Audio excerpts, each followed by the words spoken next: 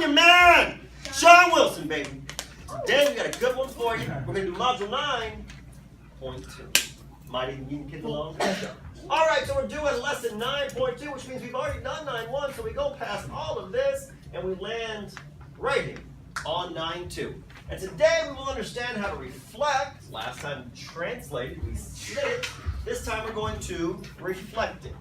Figure graphically across a given axis, x, y, maybe even the origin. And then we're going to understand the rules and procedures to reflect the same figure algebraically. Now, once again, like I said, this strip's going to be up here every time. This is what we're working with today, a reflection. Notice that when we do a reflection, the size will never change. The shape will never change. The orientation, when we reflect a figure, will always change because we're doing the mirror image of it. And the position will sometimes change. Anybody know why the position will only change sometimes? Anybody have a thought? Because it will. Anybody have an idea of why the position will only change sometimes? Well, let's think about it. We have 4 axes, right? So if we have 4 axes, just axes, axis is singular, axes is plural. So we have 4 axes. If we start off with a figure here, and I reflect it, not the whole thing. Let's do this. Wait, it's a position, right? Nope, just listen up, or if you have a question, just please raise your hand. Oh, I'm sorry. All right, so we have this right here. Let's say that we reflected this across the y-axis. Did the position change? Yes. Yeah, it changed. The position changed. It was here, now it's here. But if we reflected it across the y, going back to the original, where it was here, remember we started here, right? Did the position still change? Yes. Yeah. Did the position still change? Yeah. But what if I reflected it one more time? Even though we reflected it 1, 2, 3, 4 times, did the position change? Yeah. Technically no, because we ended up right where we started. So there is that rare circumstance where the position will not change. Corey, do you have a question? Is it sometimes like a reflection? That's what we're doing. We're doing a reflection. Now the next question is, doesn't matter what we do, reflection, rotation, translation, or dilation, will the shape of the figure ever change? No. Absolutely not. Size could change, orientation could change, position could change, but the shape will never change. Yes, Corey? So it's always depending on like the angle and whatever it's It depends on, yeah, it depends. As we go through it, you'll see. It's always going to be the mirror image. So, for instance, let's take this marker. If we wanted to reflect this across, let's say the y-axis, let's say the y-axis was here. If we reflected this across the y, it would take on the mirror image. Notice that the top of the marker is pointing to the right. When I reflect it, the top of the marker is now pointing to the left. But if I reflected this, just this marker across the y-axis, the position changed, but the orientation necessarily didn't change, just based on the figure. Now, if it was like this, and I reflected it across the x-axis, then it would be pointing down. It all depends on the figure itself, which we'll get into.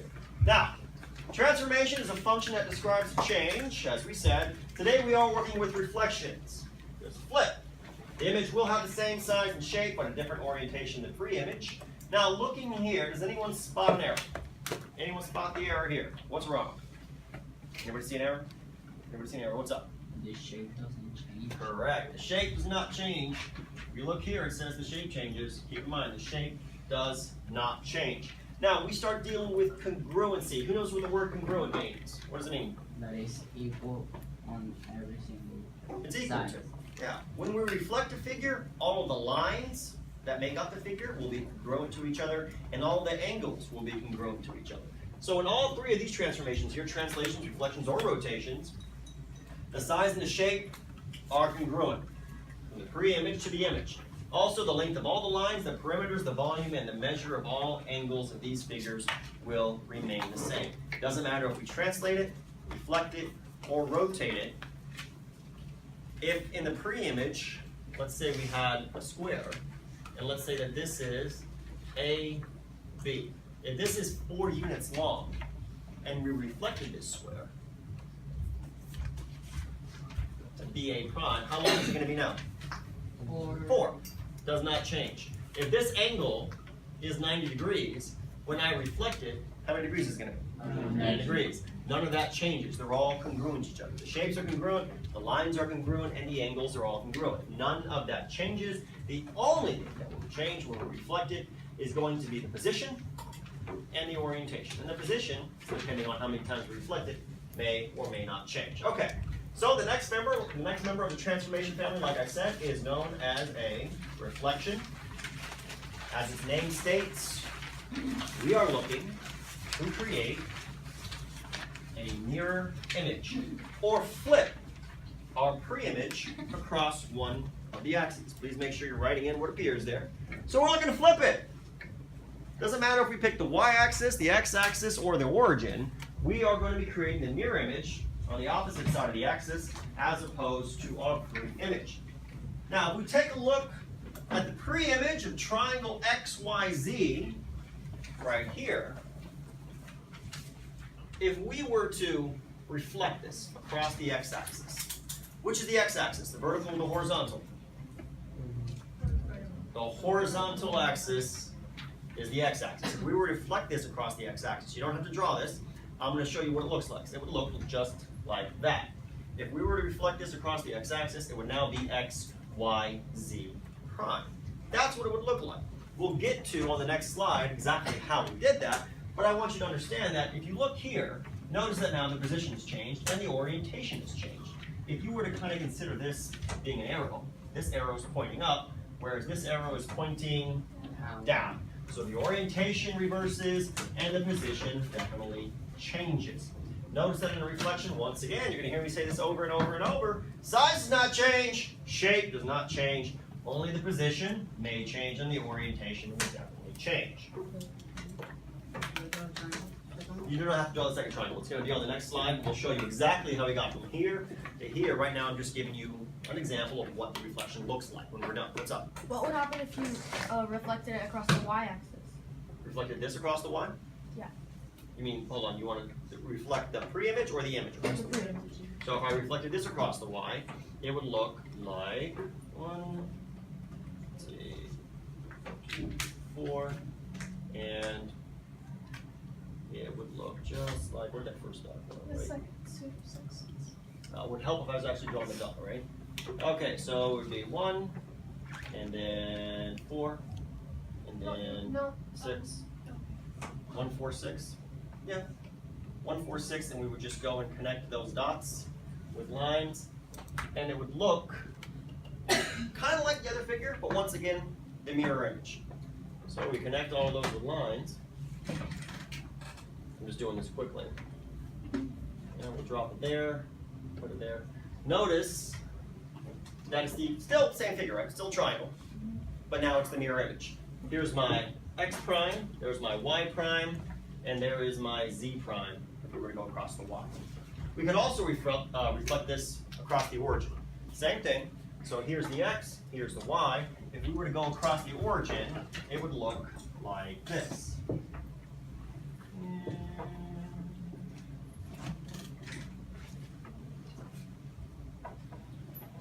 And then we would once again go and connect them all with lines. And I'm going to show you how I'm doing this and why I'm able to do it so fast. Obviously it's practice, but there's a method to the madness. Looking at this, kind of looks like a little pattern now, right? They all look similar, they all look the same. None of them look like they're off a little bit. That's because we've done real reflections. If I were to, however, take one of these lines and instead maybe extend it, if I did that wrong, something like this, that kind of looks just a little bit off. And the more off I am, the more different it looks in relation to the rest of the figures. So it kind of becomes a visual thing when you're checking your work, as opposed to the coordinate pairs. You can visually check to see, wait a second, that triangle doesn't look like my original triangle. Did I do something wrong? It's not as big. It doesn't have the same shape. Let me go back and check my work. So, good question. All right, next one. We want to actually go in and see, actually what we did, we missed something here. After the reflection of this triangle, when I took this pre-image and I moved it to the image, we talked about congruency a second ago. So if I look at line x, y here in the pre-image, in the image, can somebody tell me what line is congruent to x, y? xy prime. xy prime is congruent to line xy. And what about angle z? What angle is congruent to z? Anybody? Z prime. Z prime. Nothing changes. xy is congruent to xy prime. Angle z is congruent to z prime. the size and shape, you're going to hear me say it over and over, because I'm going to ask you that question somewhere down the road. The size and the shape do not change when a figure is reflected. You're probably wondering how I did this. Let me show you. Did everyone have that written in, by the way? Yeah. Yeah? You have a question? Oh, no, I was gonna ask if you just like, do you just like count the plots and then like reflect It is just that simple. Let me walk everyone through it. So, first things first though, before you do that, we want to take this figure here, and we want to translate it just like we did back here, across the x-axis. Now, when you're reflecting something across the x-axis, you need to first identify your line of reflection. In this case, as I'm going across the x-axis, my line of reflection is going to be the x-axis. And I can use that x-axis for the exact same thing you just said. I'm simply going to be counting the units between the point and the axis, and then reversing the process. Sounds complicated, but it's not. So, what am I talking about? Start with any point. We want to reflect this across the x. So let's say we start with point x. Looking at point x, is point x above the x-axis or below? It's below. We want to reflect it above the x-axis. So what we do is we count to see how many points away from the x-axis point x is. How many units away from the x-axis is point? It's 3. So if it's 3 units, what do we say, above or below? Below. It's 3 units below right now. When I reflect it, it should be 3 units above. So we go to the x-axis, 1, 2, 3, and we're going to drop our point, and we're going to write that as x what? Prime. So, point x 3 units below, and now 3 units above. And we go in and repeat this process for the rest of the points. Looking at y, Rachel Thomas, actually, let's go to z. Looking at z, z is currently 5 units below the x-axis. So when I reflect it, it should be 5 units above. So if we look here, z is 5 units below the axis. So when I reflect it, it should be 1, 2, 3, 4, 5 units above the axis. We put our point there, and that is going to be z prime. We have one more point to go. Court, point y is how many units below the x-axis? 1. Which means that when I reflect it, it should be 1 unit above the x-axis. So it's 1 unit below. It's now going to be 1 unit above. We drop our point. That becomes our y prime. And then the last thing is just to go in and connect all of these points with lines. Notice when you're doing this, make sure you do a quick visual check. Do you have the same figure? Does it look like the same size, same shape? Looks good to me. And I officially reflected x, y, z and created x, y, z prime above the x-axis. I'll let you guys write that in, then I want you to look at it, see if there's anything that we did here that you're not too sure on before we move on.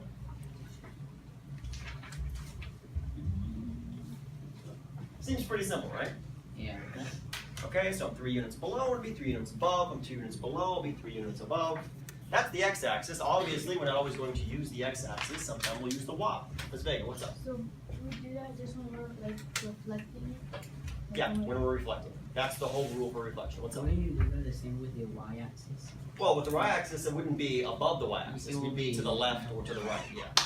Last thing I need here, I need coordinate pairs. I need to know what x, y, z prime is. So let's go to some people. Let's go randomly to Lucas. Can you give me x prime? X prime over where y, right? X prime is right here. Mm-hmm. So what coordinate pair is that?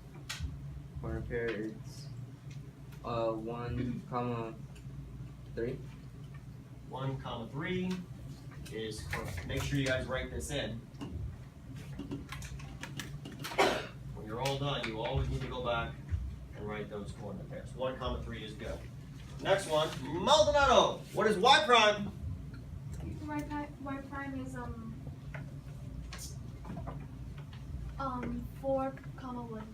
1 is good, so we have our y prime. And then last but not least, Dylan, what's z prime? 6, 5.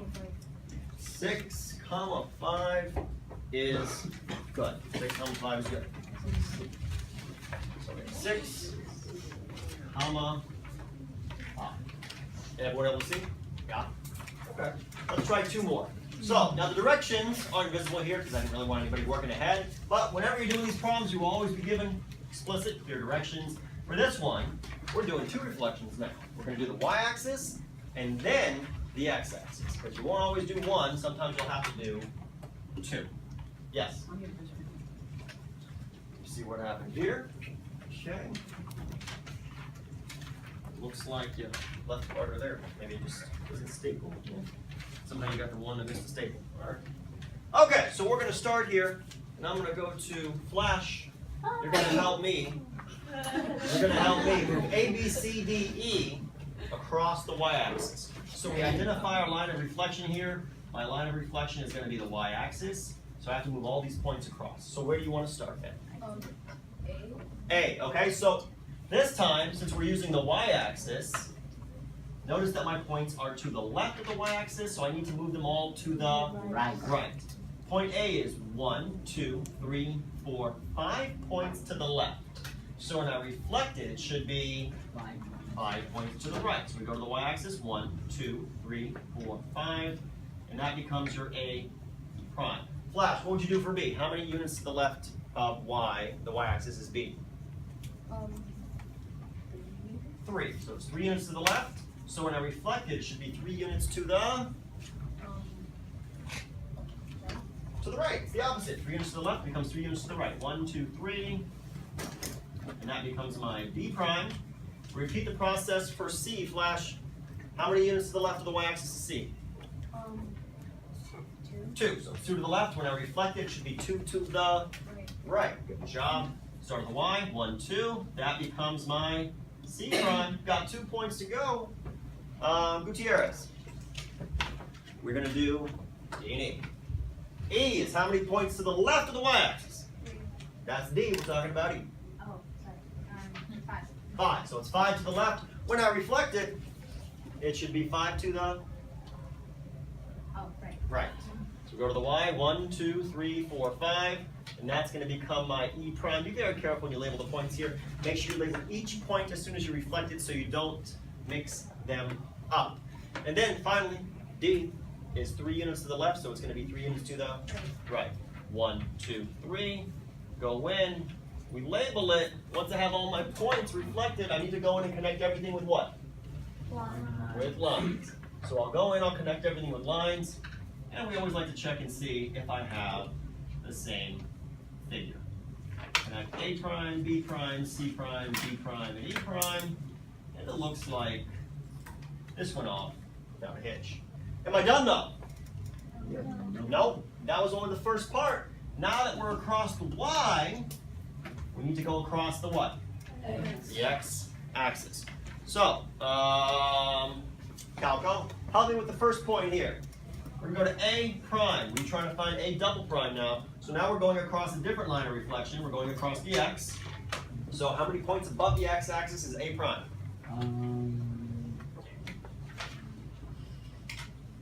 6. 6. 6 above, so when I reflect it, it should be 6 below the x-axis. So we go to the x-axis, make sure you keep your points in line. 1, 2, 3, 4, 5, 6. There we go.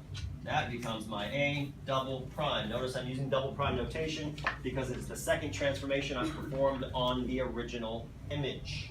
I go from there to the last go, E prime. I want to find E double prime. Tell me, what am I doing?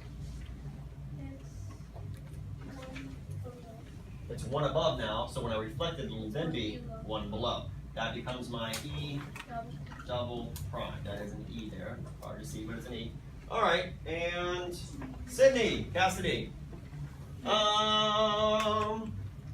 C prime. I'm going in random order here. C prime. What am I doing? Go down 4 and then down from there.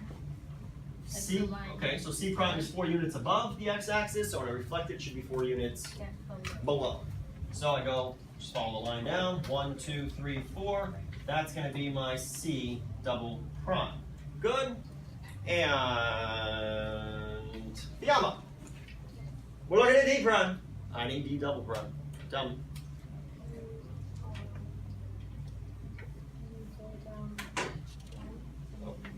Go down 1 from where? line of reflection, the x-axis, yeah. So this is one above, it'll be one below. That becomes my D double prime. Do I have all my points? No. No, I'm missing one thing. Santana, what am I missing? B. B what? Oh, B prime. Well, I have B prime. I need B Double prime. double prime. So tell me, how many units is B prime above the axis? 6. So if it's 6 above, when I reflect it, it should be 6 Down. below the x-axis. 1, 2, 3, 4, 5, 6.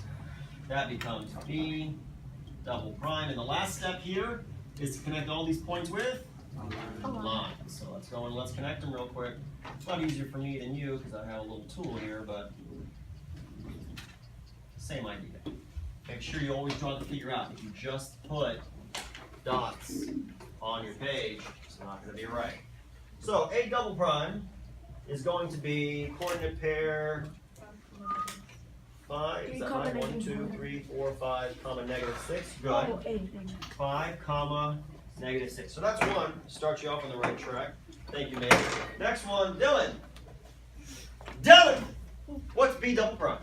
B double prime is 3 -6. 3, comma, -6 is good. Make sure you're writing these in. This is what I've been looking for in your quizzes and your tests. If you did the reflection right, you should be able to give me the right points. Sebastian Shies. What's E double prime? Double prime, 5, -1. 5, comma, -1 is good. Look at that. We're getting all these points right. I like it. Like what I hear. Like what I'm saying. Lauren Baker. D double prime is what? 1, -1, Now remember, we're looking for D double prime, right? So if you start at the origin, we always go left to right first. So to get from here to D double prime, am I going left to right? How many spots? 3. And since I went right, is that positive or negative? So it's a +3 on the x, comma. From there, do I have to go up or down to get to D double prime? Down. How many spots? Is that a positive or negative? You got it. All right. There we go. We got 1 point left to go. Tavares, I need that C double prime. Do you see what I see? 2, comma, -4. 2, comma, -1, 2, 3, 4 is correct. 2, comma, -4. Good job. Any questions on that one? Yes. What's up? Oh, of course I got you too. What happened? Maybe you have to take it out. Oh yeah. All right. Does it? It does look the same. Just keep in mind, it's Backward. Yeah. the mirror image. To be honest, So if we were to take this, print it, cut it out, right? And we were to fold it right at the x-axis, it would be the exact same shape because it's a mirror image. So if you look in the mirror right now, like we got mirrors back there, I'm raising my right hand. However, in the mirror, it looks like I'm raising my left hand. It's always reversed. And then I'm making the bat signal right here. But if you look in the mirror, it still looks like the bat signal. What's up? Oh. What happened? You put 2, -4. That is 2, comma, -4. It's we start at the origin to get to C double prime, right 2, +2, down 4, -4. Okay, all right. Shimon, help me with the next one, dude. We want to reflect this one across the x-axis. Now, taking a look at this figure, how is this different from the ones we've already reflected? What's wrong here? I'll come back to Shimon. Let's go to somebody I haven't bothered yet. Bolaños, haven't called your name yet. How's that different? It doesn't stay on like the same side, it goes over. Yeah, we look here, we're reflecting it across the x-axis. So if I look at my line of reflection, 3 of the points are below the x-axis, 1 of the points is above. That's something you have to make sure you watch out for. Easiest way to make sure you don't make a mistake, make sure you have the same shape. We're going to save that point for last. Shimon's going to help me do the first 3, and then I'll show you what you do when you have this type of scenario. So we're going to go to W.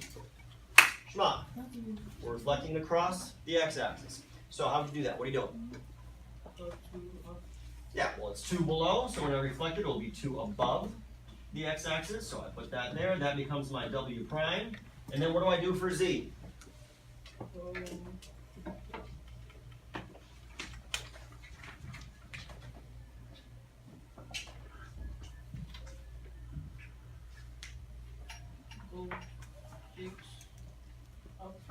It's 6 below the x-axis, so we'll make it 6 above. 1, 2, 3, 4, 5, 6.